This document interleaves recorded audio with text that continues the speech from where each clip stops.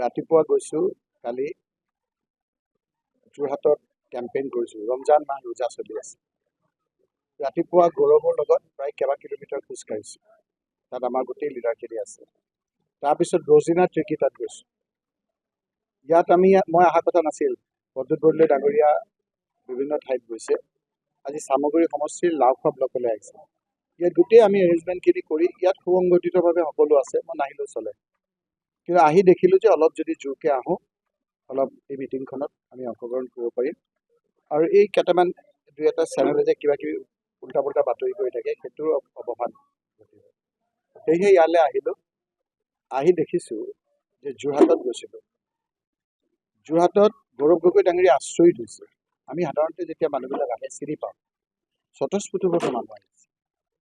যোৱাকালি মই যেতিয়া কেম্পেইন কৰিব গৈছোঁ, দুই এক আহি কৈছে যে আপুনি অকণমান ৰখিব। মই ৰখিছোঁ। গামোচাখন লৈ গামোচাখন পিন্ধাইছে আৰু কৈছে যে আমি যোৰহাটৰ মানুহ। যোৰহাটৰ আমাৰ এটা আভিজাত্য আছে। পলিটিক্স কৰিলে বুলি হিমন্ত বিশ্ব শৰ্মা ডাঙৰীয়াই কিছুমান নেতা পঠিয়াই এনেধৰণৰ কথা বতৰাবিলাক কৈছে, য'ত যোৰহাটবাসী ৰাইজে নিজে অপমানিত বোধ কৰিছে। আৰু সেইকাৰণে যিসকল নিৰপেক্ষ মানুহ ওলাই আহি কৈছে যে আপোনালোকে অকণমান ৰখক, গৌৰৱ গগৈ ডাঙৰীয়াক আমি অভিভাৱক হিচাপে আমি অভিভাৱক তেওঁলোকৰ। তৰুণ গগৈ ডাঙৰীয়া আজি নাই, তেওঁৰ অৱৰ্তমানত আমি অভিভাৱক। আৰু তাৰ প্ৰতিফলন আজি আমাৰ মনোনয়ন পত্ৰ দিওঁতে দেখা গ'ল। অগণন মানুহ, ভাবিব নোৱাৰা মানুহ, যিবিলাক আপোনাৰ গাড়ী দিবলগীয়া হোৱা নাই, স্বতঃস্ফূৰ্তভাৱে আহিছে। মই অকণমান ৰজিনা ট্ৰিকি তাত আহিব লাগে কাৰণে এই জাকিৰ আৰু মই অলপ ফালৰি কাটি ইফালে আহিলোঁ। কেইটামান কলেজীয়া ল'ৰা, JB কলেজখন খুব ইম্পৰ্টেণ্ট কলেজ, তাৰ পৰা আহি পেলাই কৈছে, দাদা আমাক কিবা দায়িত্ব দিয়ক না, আমাৰ কিবা ছাত্ৰৰ কিবা দায়িত্ব আছে নেকি? গৌৰৱ গগৈ ডাঙৰীয়াক আমিও খুব ভাল পাওঁ। গৌৰৱ গগৈ ডাঙৰীয়া অসমৰ ভিতৰতে ৰেকৰ্ড সংখ্যক ভোট হৈছে। ভাবিলোঁ ৰজিনা ট্ৰিকি তাত এনেকুৱা ধৰণৰ মানুহ হৈছে আপুনি ভাবিব নোৱাৰে। আমি আচৰিত হৈছোঁ। স্বতঃস্ফূৰ্তভাৱে মানুহ ওলাইছে। এই মানুহবিলাক কংগ্ৰেছৰ সমৰ্থক নহয়, হিমন্ত বিশ্ব শৰ্মাক বেয়া পোৱা মানুহ। হিমন্ত বিশ্ব শৰ্মা ডাঙৰীয়াৰ অটপালি, হিমন্ত বিশ্ব শৰ্মা ডাঙৰীয়াৰ অত্যাচাৰত এই ক্ষোভবিলাক এতিয়া ভোটৰ আকাৰ লৈছে। সেইকাৰণে আজি স্বতঃস্ফূৰ্তভাৱে আজি আমাৰ এখন মণ্ডল পৰ্যায়ৰ সভা আছে। আমি ইফতাৰ কৰিছিল, ইফতাৰো আমি লিমিটেড আনিছিলোঁ, মানুহ নধৰা হৈ গ'ল। মানুহে ৰখি আছে যে কোনদিনা হিমন্ত বিশ্ব শৰ্মাৰ বিপৰীতে ভোট দিব। আৰু সেইকাৰণে আজি আপোনালোকে দেখিছে শ্ব' দিছে আজি কংগ্ৰেছ। মোক আজি সুধিছে যে বদৰুদ্দিন আজমল ডাঙৰীয়াৰ লগত মই প্ৰতিদ্বন্দ্বিতা কৰিবলৈ গৈছোঁ, কংগ্ৰেছে দায়িত্ব দিছে। ইয়াত কিয় আহিছে? মোক তেওঁলোকে পঠিয়াইছে যে সকলো চিটতে আমি জিকিব লাগিব। আৰু মোৰ এটা নগাঁৱত চামগুৰিত মোৰ এটা দায়িত্ব আছে। প্ৰদ্যুৎ বৰদলৈ ডাঙৰীয়াক জিকোৱাৰ এটা আমাৰ দায়িত্ব আছে। গতিকে সেই দায়িত্ব মই পালন কৰিব লাগিব। আৰু ধুবুৰীতো যাব লাগিব। এতিয়া ৰাতি ধুবুৰীলৈ যাম।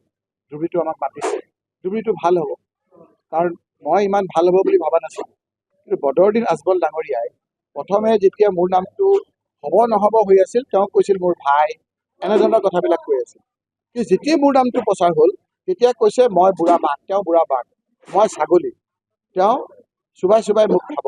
কিন্তু কৈছে যে মই লণ্ডনত যাম, লণ্ডনত দাঁত লগাই আহিম। তাৰমানে তেওঁৰ এই দাঁতকেইটা দি নহ'ব। কেতিয়া লণ্ডনত যাব, কেতিয়া লগাব, নিৰ্বাচনে পাৰ হৈ যাব। তাৰমানে বৈশ্যতাটো স্বীকাৰেই কৰিছে। গতিকে তেওঁৱে কৈছে, মই কোৱা নাই। তেওঁ কৈছে লণ্ডনত। মই এইবিলাক কথাৰ কোনো উত্তৰ নিদিওঁ, কাৰণ আমি মানুহ এটা আপোনাৰ জেণ্টেলমেন কথা বতৰা হ'ব লাগে।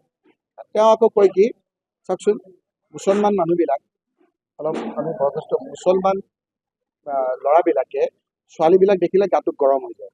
বদৰুদ্দিন আজমল ডাঙৰীয়াই কৈছে যে ধুবুৰী সাংসদ, এইবিলাক গোটৰ আকাৰ লৈছে। তেওঁ কৈছে যিমান চুৰি ডকাইত হৈছে মুছলমান, আকৌ এনেকে হাতখন দেখায়।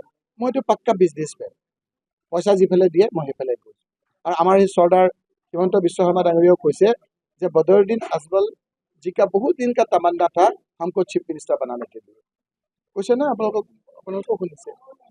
मैं हर राज्यसभा इलेक्शन में हम जिसको कहते हैं बदरुद्दीन अजमल उसी को वोट देते हैं। सॉरी, बदरुद्दीन अजमल কোৱা নাই, বধু ভাই নিজৰ ভাই।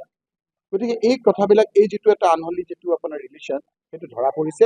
সেইকাৰণে হিমন্ত বিশ্ব শৰ্মাক কনস্থা দিবৰ কাৰণেই বদৰুদ্দিন আজমল ডাঙৰীয়াক সংসদৰ পৰা আঁতৰাবৰ কাৰণে মনস্থ কৰিছে। আৰু সেইকাৰণে বদৰুদ্দিন আজমল ডাঙৰীয়াক হৰুৱাব, ইউডিএফ নাইকিয়া হ'ব, আৰু দিছপুৰৰ পৰা হিমন্ত বিশ্ব শৰ্মা ডাঙৰীয়া মুখ্যমন্ত্ৰীত্ব আনিব। সায়ন্তন মুন্ডা বললে